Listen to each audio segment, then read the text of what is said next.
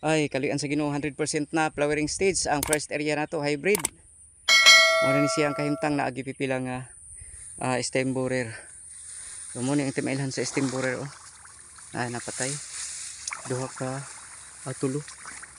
So na yung mga pipilang na napatay sa stem borer. Jadi ginamalikayan siya.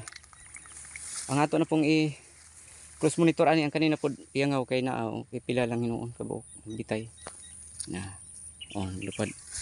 So, pero dako na siya og epekto sa atong recovery sa abot puhon sa production nato kung dili na siya makontrol.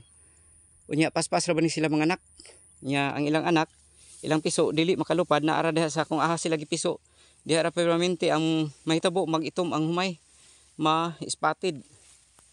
So ang grading sa atong humay is spotted na. So mao na nga atog yung i-control sila. Apa gid stem borer. Pero at least pila ra ka porsyento. Gamay ra. Murag ikalima pa to. Kaluyan in taon.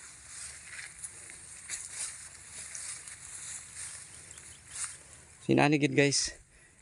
Pag makita nato nga medyo ni atake pagid siya gi-organic man to nato ni atake pa man gyud mo tong ato nang gi-applyan og synthetic. Then gibalik ni po nato dayon. So ang mahitabo ani is mix no.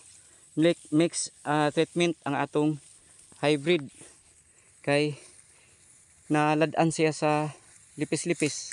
So kinahanglan natong abagan atong mga synthetic nga mga pang kontra lipis-lipis. Mo tong atong gipatirahan kaduha. Nya kaluyan sa Ginoo naka-recover mo na siya nagbuswak na. Gibalik na po ni nato karon siya og organic. So bayo ang atong gi-apply. Unya kinahanglan buntag sayo. So kung sayo pa daghan ang matrabaho sa atong bayo nga gi-apply. Kay kinahanglan mo trabaho siya bugnaw ang panahon. So kung dili lang muulan mas maayo hapon. Bag-ong gabi Pero kung muulan sayang man pod.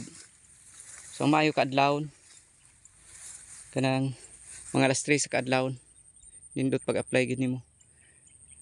Kay damor nga bugnaw siya, damor po daghan ang iyang trabaho sa bayo nga atong gi-apply.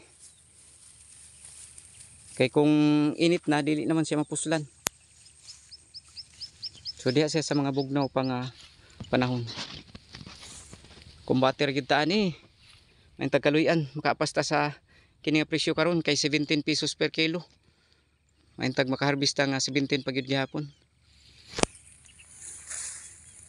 Kay kaning presyo magsigir bag lihok. May lang og pasaka dili pa us-us.